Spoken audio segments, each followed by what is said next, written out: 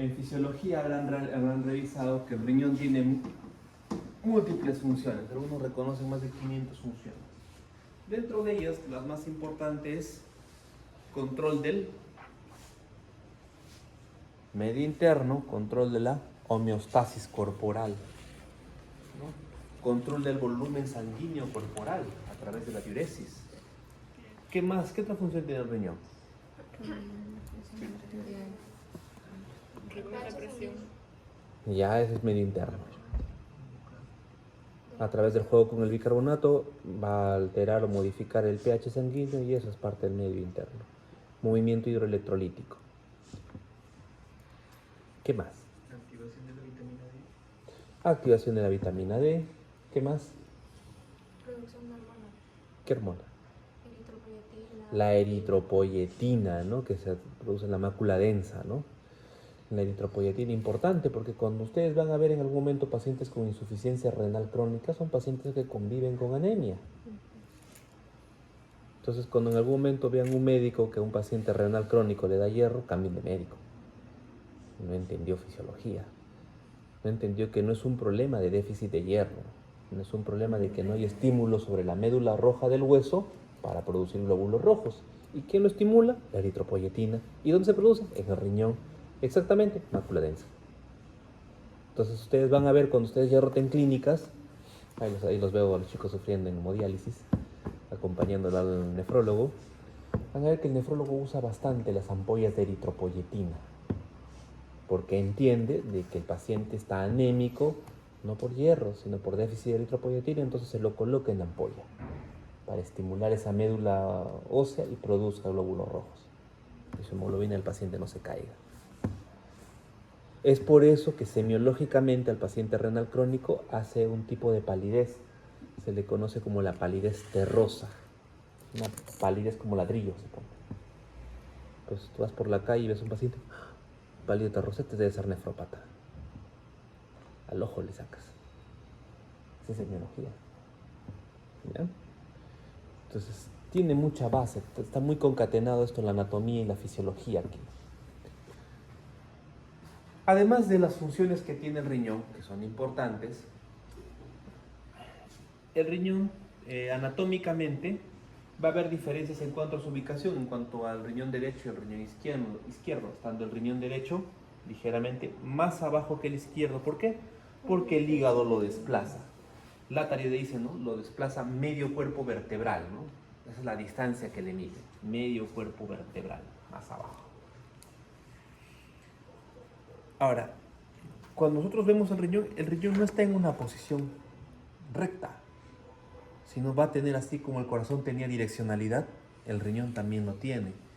Quiere decir que el riñón, tanto el derecho como el izquierdo, están ligeramente inclinados hacia el plano medial. Es por eso que los vértices o los polos superiores renales están más cerca uno del otro que los polos inferiores, están más separados. 2. Está ligeramente inclinado hacia adelante. Entonces, eso va a hacer de que la glándula suprarrenal no sea su relación superior, sino sea su relación anterosuperior. ¿Sí? ¿Me estoy dejando entender? Correcto.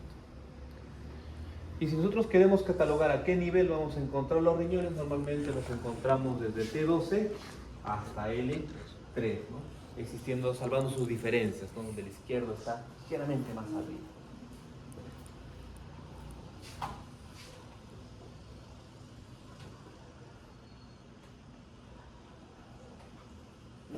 Trabajar como esta.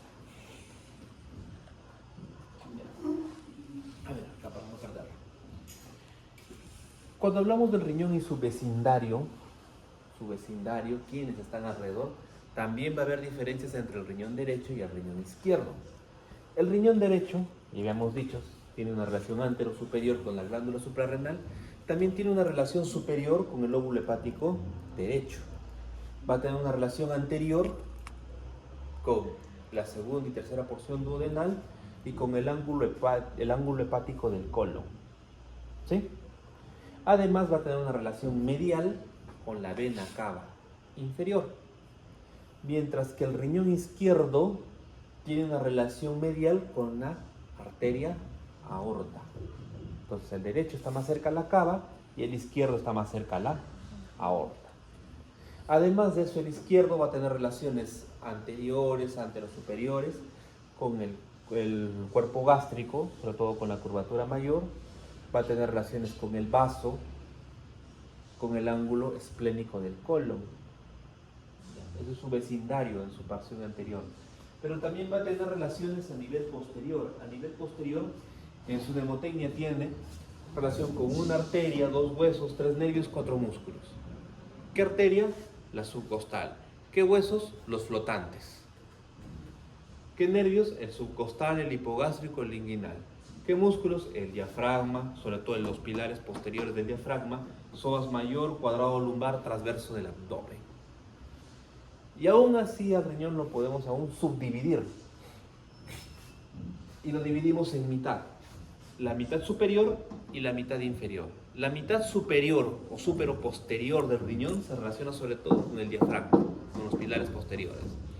Mientras que la mitad inferior se va a relacionar en el tercio medial con el psoas, en un tercio medio con el cuadrado lumbar y en un tercio lateral con el transverso del abdomen. Ahora, el riñón en sus relaciones o en su irrigación y drenajes, tanto linfático como venoso, va así, ¿no? La irrigación está a cargo de la arteria. ¿Qué arteria? Chicos, mierda. La arteria. ¿Qué arteria irriga el riñón? Vamos, con confianza, cielo. La arteria renal, ¿no? Que es una rama lateral de la aorta, por ejemplo. Muy bien. La arteria renal, a su vez, una vez que llega a la zona del ilio renal, se va a ramificar. ¿En cuántas? En 5 segmentarias, que van a estar agrupadas en 2 bloques, anteriores y posteriores. ¿Ya? Esas 5 segmentarias van a servir para dividir al riñón en 5 segmentos. ¿Cuáles serán esas 5 segmentarias? Apical, anterosuperior, anteroinferior, inferior y posterior. ¿Ya?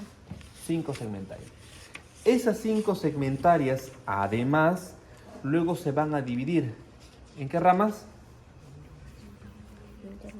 Interlobulares, ¿no? Interlobulares. Y las interlobulares van a discurrir por la médula renal. ¿En qué espacio? Donde se encuentran las columnas de Bertin.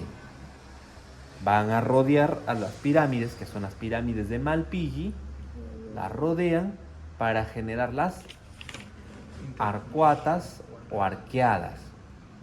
Las arcuatas o arqueadas. Estas van a penetrar en la pirámide de Malpighi para ir a buscar su unidad funcional, porque estas se tienen que convertir en interlobulillares, y estas interlobulillares darán origen a las aferentes y eferentes. ¿Sí? Ya ahí estamos hablando de la unidad funcional del riñón, ¿no? El glomérulo. Ahí es todo ya lo histológico, ¿no? ¿Sí? ¿Hasta ahí nos entendimos? Sí. Cuando hablamos del drenaje venoso es más fácil. Ya no tenemos que reconocer tanto las ramas menores, sino reconocer que de la vena renal, tanto derecha como izquierda, va a haber todo un plexo renal que envuelve al riñón. Este plexo renal drena el contenido venoso, va a la vena renal y ese termina drenando ¿en dónde? ¿En dónde drena la vena renal?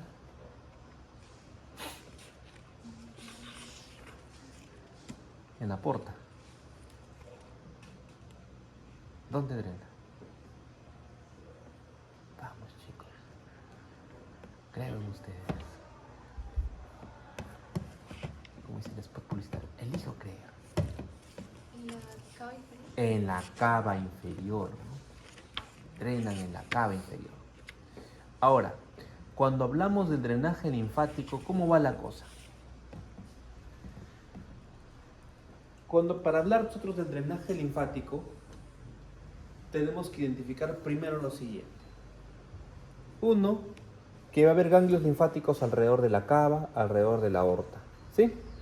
Los que están alrededor de la cava se llaman paracabales, paracabal anterior, paracabal posterior. Los que están entre la aorta y la cava, los interaortocava. Y los que están alrededor de la aorta, los paraórticos. Facilito el nombre, ¿cierto? Es ubicación nada más. Entonces, ¿cómo va la canción? Dice así. El drenaje linfático derecho, viene por los ganglios paracabales anteriores, posteriores e interaortocava. Estos van a drenar su contenido en un tronco, el tronco lumbar derecho. ¿Sí? Ahora nos vamos al izquierdo. Este va a recibir drenaje linfático por los ganglios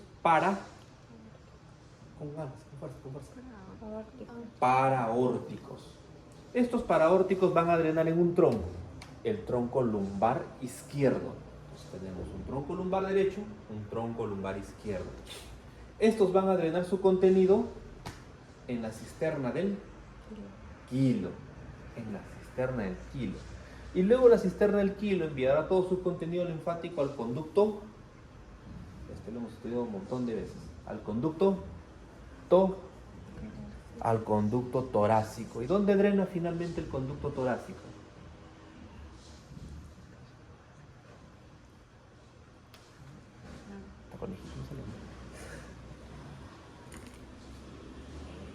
En el ángulo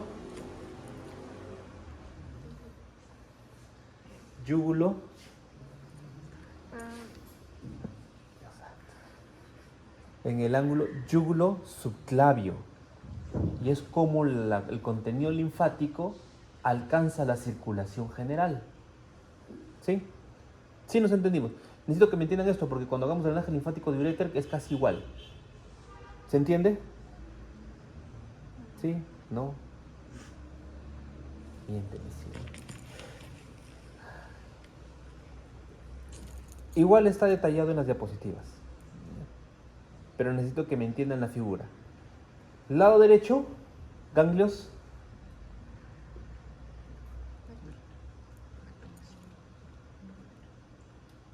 lado derecho, ¿qué ganglios serán? Lado derecho. Paracabales, ¿no? Anterior, posterior y interaortocava. Fíjense en la ubicación, los nombres salen por la ubicación que tienen. Y el lado izquierdo drenará por los ganglios paraórticos.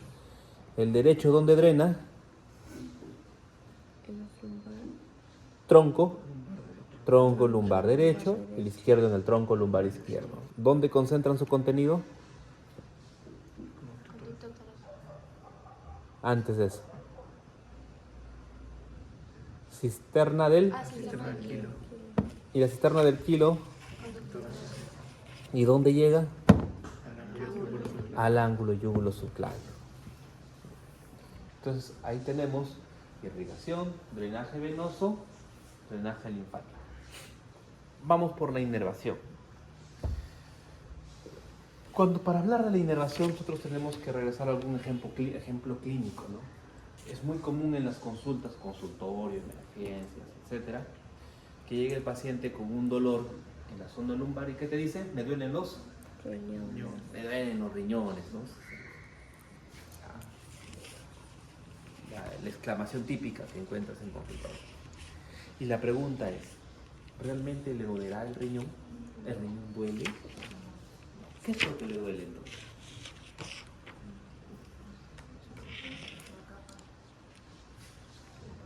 ¿Qué capa?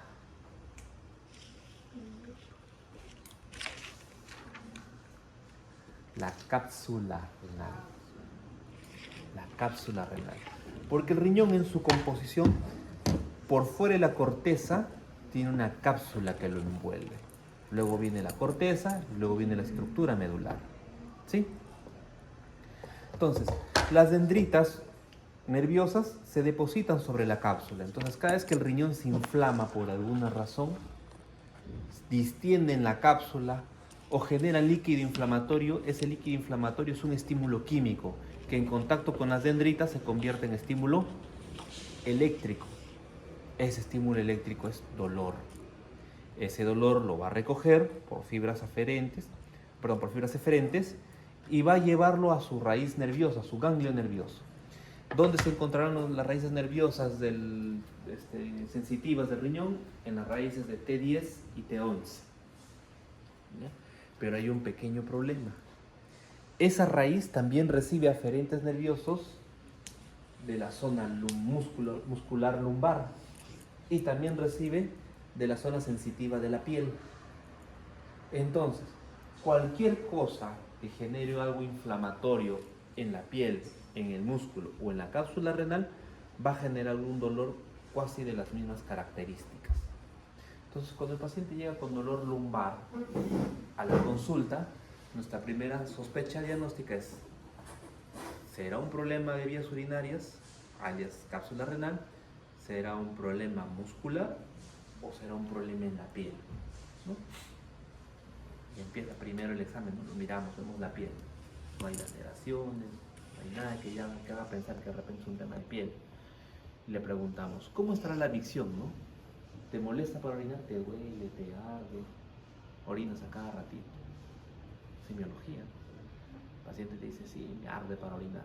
Entonces empiezo a pensar, no es un tema muscular, es un tema de vías urinarias. Ya haré más preguntas para explorar e identificar si es un problema de vías urinarias altas, vías urinarias bajas, etc. Pues de repente te dice, no, orino normal, no tengo ningún problema para orinar. Muy bien. ¿Y en qué momento te duele más?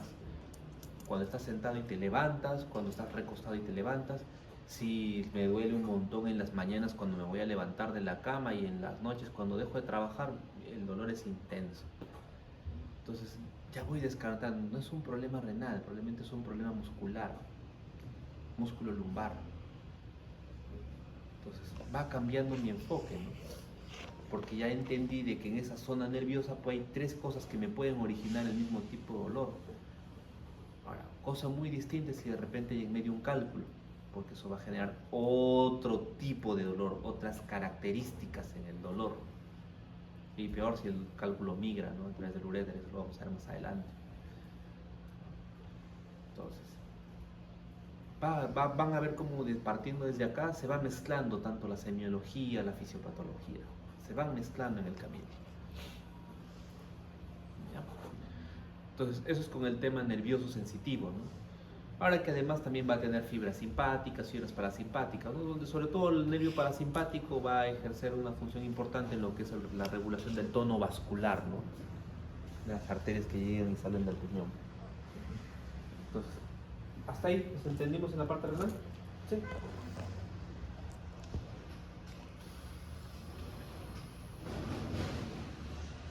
Ya. De ahí con la siguiente parte. La siguiente parte vienen a ser los uréteres. Los uréteres. Los uréteres son órganos también retroperitoneales.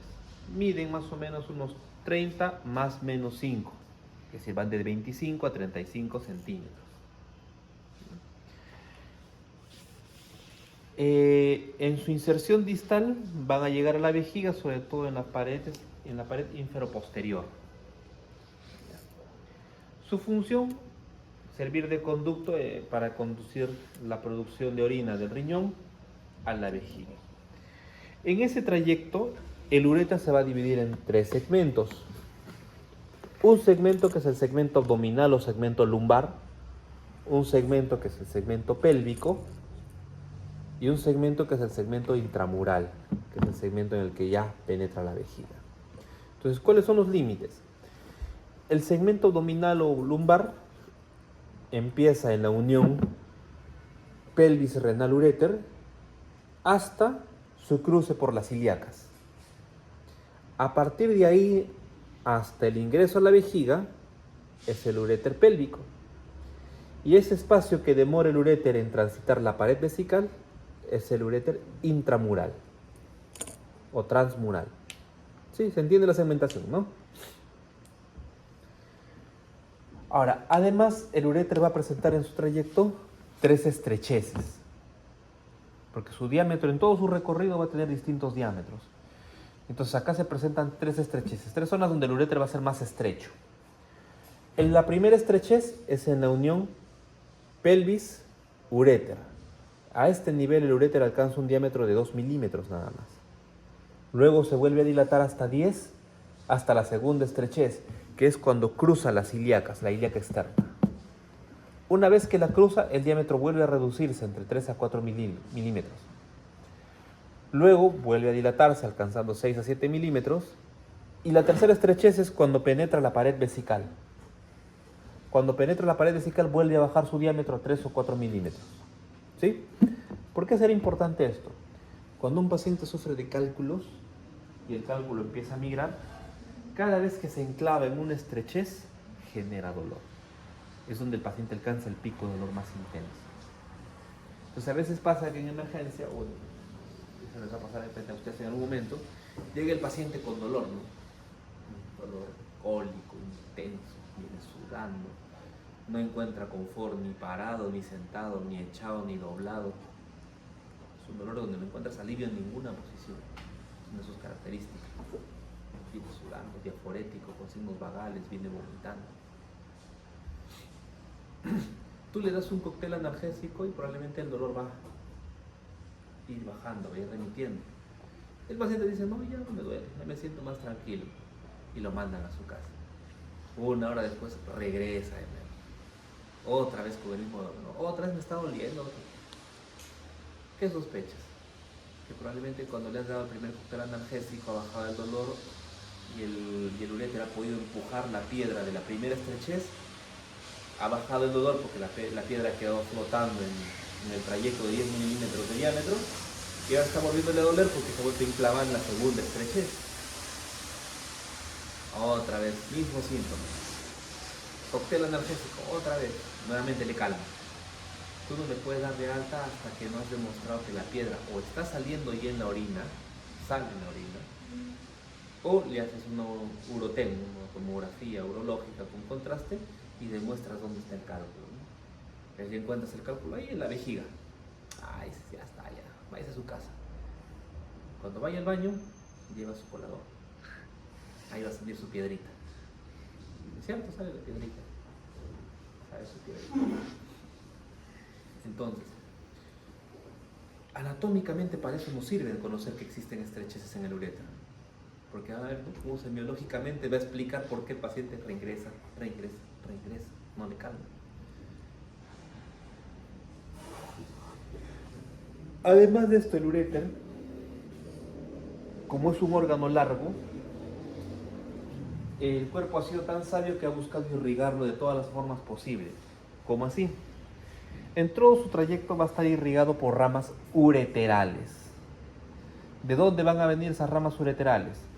En el segmento abdominal van a venir de la arteria renal, de la arteria aorta, ¿ya?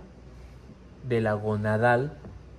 Son las que principalmente van a botar ramas ureterales para irrigar el uréter en ese segmento. Una vez que llega al segmento pélvico, acá se va a servir de ramas ureterales de las ilíacas, de la ilíaca común, de la ilíaca externa, de la ilíaca interna, además de la rectal media, de la vesical, en el caso de la mujer, de la uterina, de la vaginal. Todos esos van a botar ramas ureterales.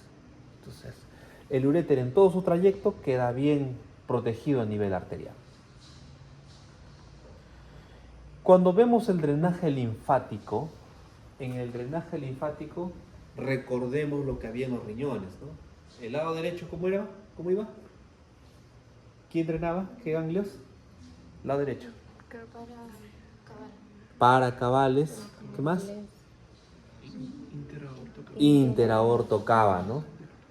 Entonces, como el uréter es largo, a eso le adicionamos los ganglios que pasan por acá, que son los ganglios de la ilíaca común, de la ilíaca externa y de la ilíaca interna.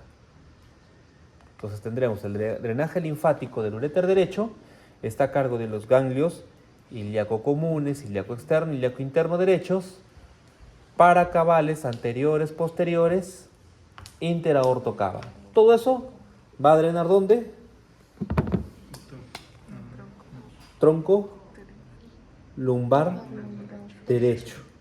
¿Y eso dónde va a ir? Cisterna del kilo, ¿no? Ejercicio del lado izquierdo. Ganglios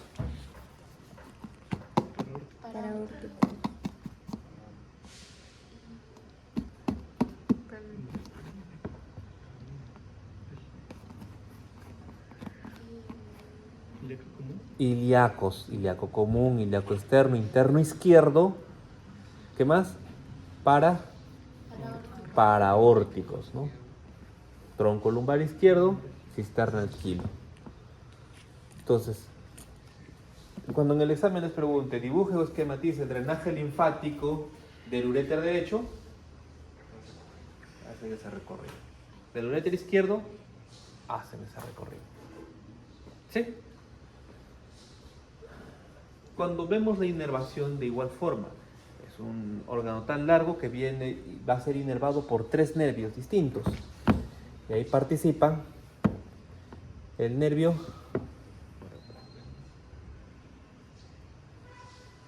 de plexus.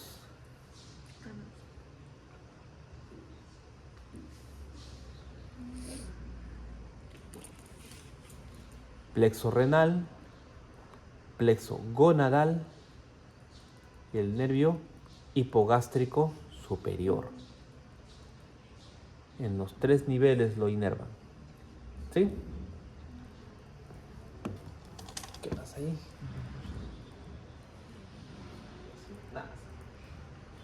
Luego vemos el lugar más distal, donde llega y se concentra todo, la vejiga, ¿no? ¿Cuál será la capacidad en volumen de la vejiga?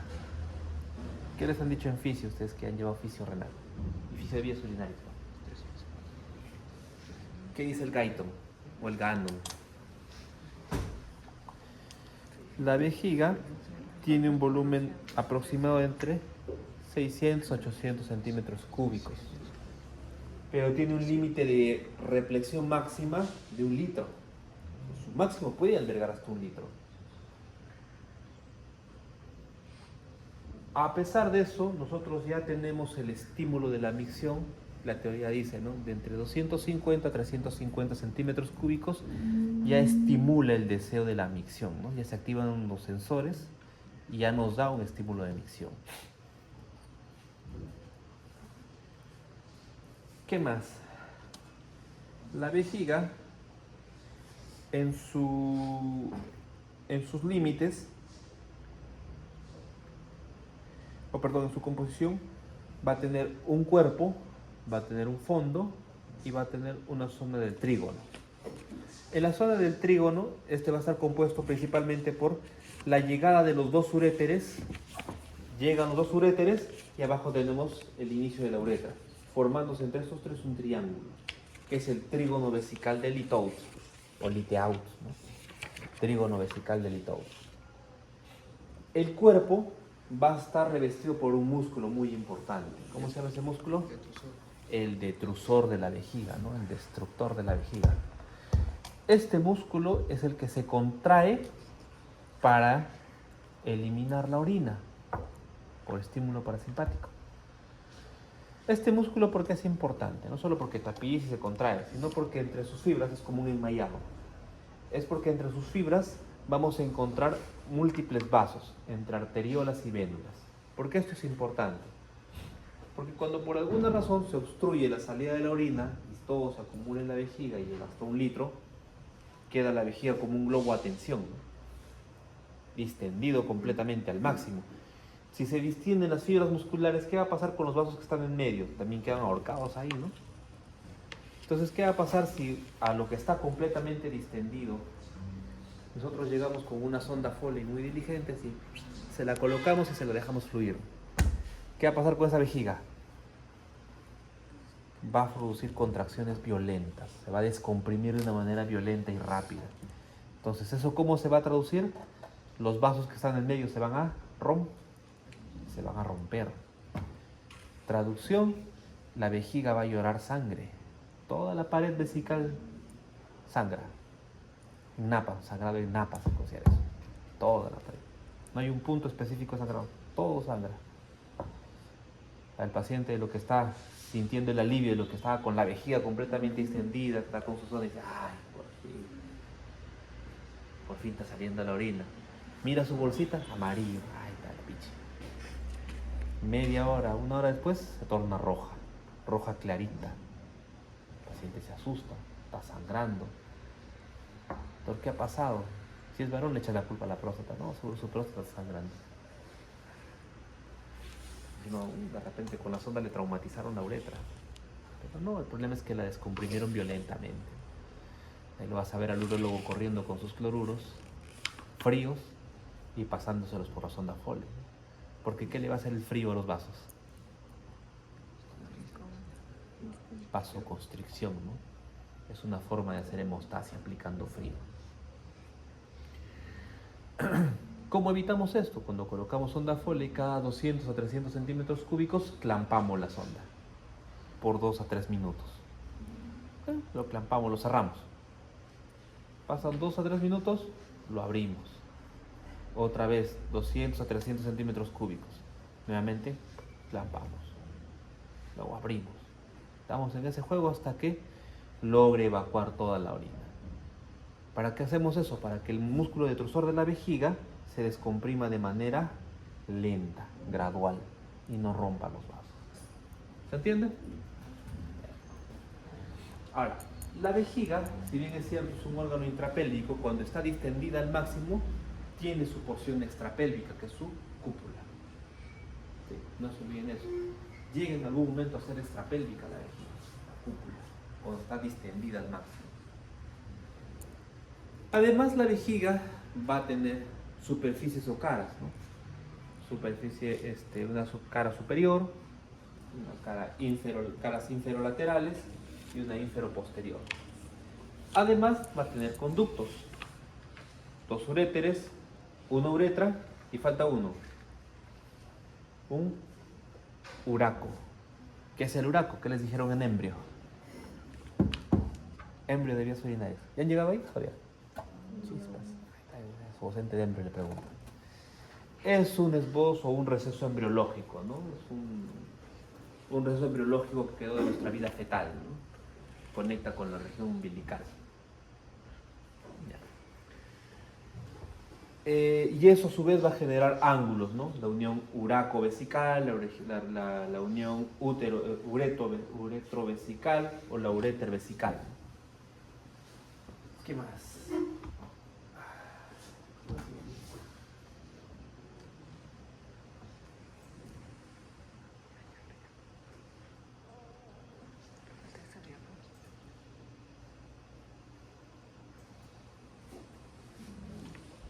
Esto para que no se olviden de la forma del triángulo de Litour, ¿no? A este nivel llegan los uréteres, la uretra, forman el trígono vesical, el triángulo vesical de Litour. Las relaciones, cierto. Cuando hablamos de las relaciones de la vejiga, tanto en el hombre como en la mujer, su relación anterior va a ser igual. ¿Recuerdan lo que les hablé? ¿Qué está por delante de la vejiga? El espacio prevesical. Y delante del espacio prevesical, la sínfisis del pubis, ¿no? El hueso púbico. Entonces, eso lo vamos a tener igualito, hombre y mujer. La diferencia va a estar en las relaciones posteriores. En las relaciones posteriores, en la mujer, se va a relacionar con la pared vaginal anterior, con el cérvix y con parte del cuerpo uterino, sobre todo cuando el útero está en posición anteverso flexo. Eso el año pasado lo han hecho, ¿cierto? Las posiciones uterinas. Anteverso flexo y retroverso flexo. ¿Cuál es la más común anatómica? La anteverso flexo, ¿no? Y detrás de esto tenemos recién al recto, generando en la mujer 2 fondos de saco. Un fondo de saco recto uterino y un fondo de saco vésico uterino. ¿Sí? Eso es importante. En el caso del varón, estará la vejiga, detrás el recto, en el espacio en medio el espacio recto vesical.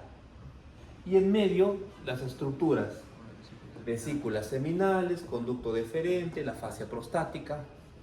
Entonces, esos van a ser parte de sus límites, de sus relaciones posteriores de la vejiga en el varón. Y también habrán relaciones laterales.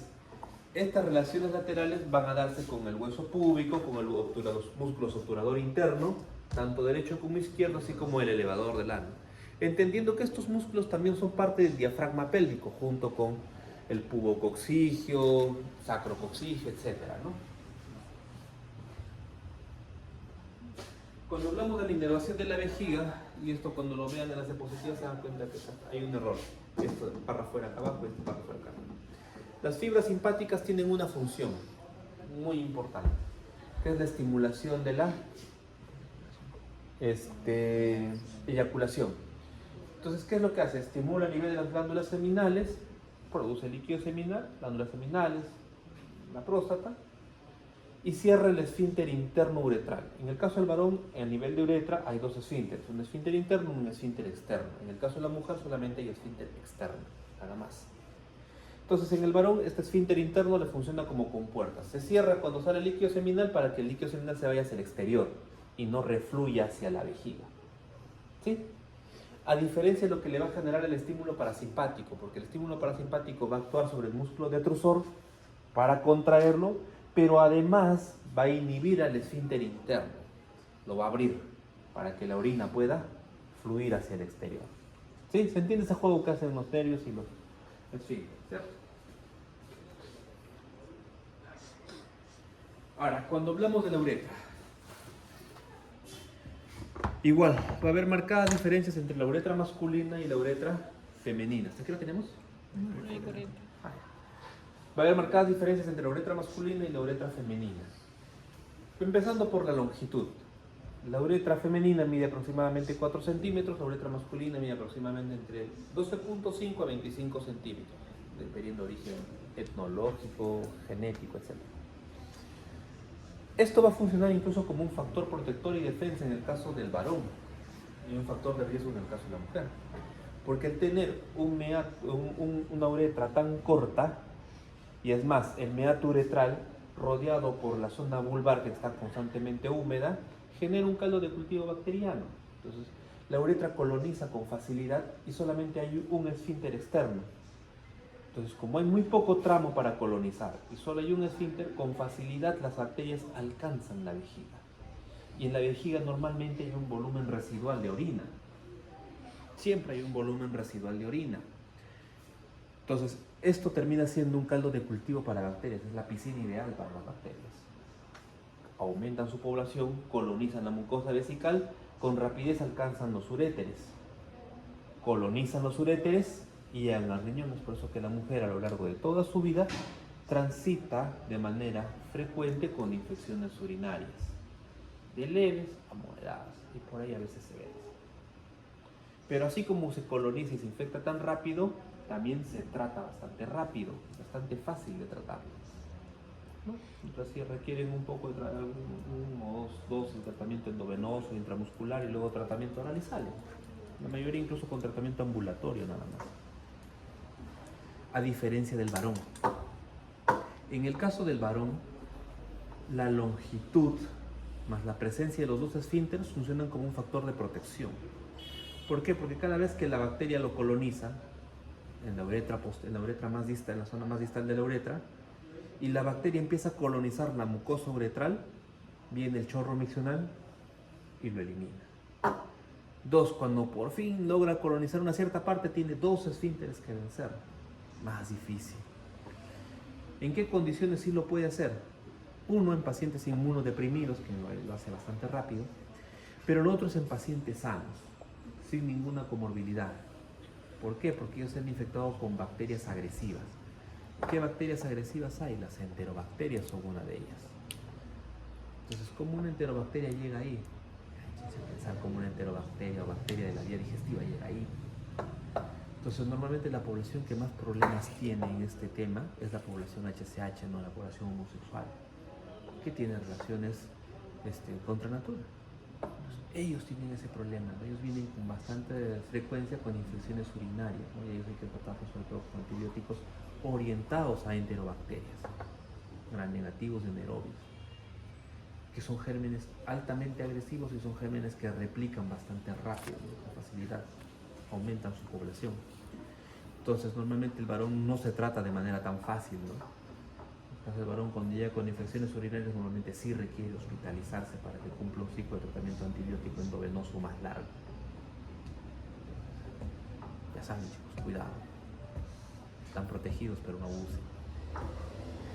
Entonces, el trasfondo anatómico para explicaciones fisiopatológicas, ¿no? Implicancias clínicas. Además, como la uretra masculina es más larga, va a tener segmentos. Va a tener un segmento preprostático, un segmento prostático, un segmento membranoso y un segmento esponjoso o peniano. ¿Sí? En este corte, segmento preprostático, segmento prostático, segmento membranoso, esponjoso peniano. Lo estamos viendo desde arriba y esto se va a ir hacia abajo. Ahora, relación de los esfínteres con las porciones. A nivel, el esfínter interno se encuentra relacionado con la uretra preprostática, mientras que el esfínter externo se relaciona con la uretra membranosa. ¿Sí? ¿Se entiende esa parte? Ahora, eso es lo siguiente que es importante. Si bien es cierto, ya vimos el tema de la longitud y las características que pueda tener la uretra, el esfínter externo de la uretra que está presente tanto en el varón como en la mujer va a estar compuesto por complejos musculares. ¿Qué complejos musculares son estos? En el caso del varón, la capa circular del músculo liso que envuelve la uretra proximal membranosa, el músculo profundo transverso del periné y el músculo compresor de la uretra. Mientras que en la mujer lo hace la capa circular del músculo liso que envuelve la uretra, el músculo compresor de la uretra y el esfínter uretrovaginal. Son los tres músculos que participan en la formación de cada esfínter uretral externo. Cuando hablamos de la irrigación y el drenaje venoso, en el caso del varón, la irrigación está a cargo de la arteria vesical inferior y la rectal media, mientras el drenaje venoso está a cargo de la vena dorsal del pene. Y cuando hablamos en el caso de la mujer, la irrigación a cargo de las arterias pudenda interna y vaginal. Y cuando hablamos de la inervación viene así. Entre el varón y la mujer hay la siguiente diferencia. En el caso del varón está el plexo vesical, su extensión que es el plexo prostático y adicional por el otro lado, nervio pudendo. Entendiendo que el nervio pudendo se origina en las raíces de S2 a S4. Y en el caso de la mujer es plexo vesical, nervio pudendo. ¿Sí?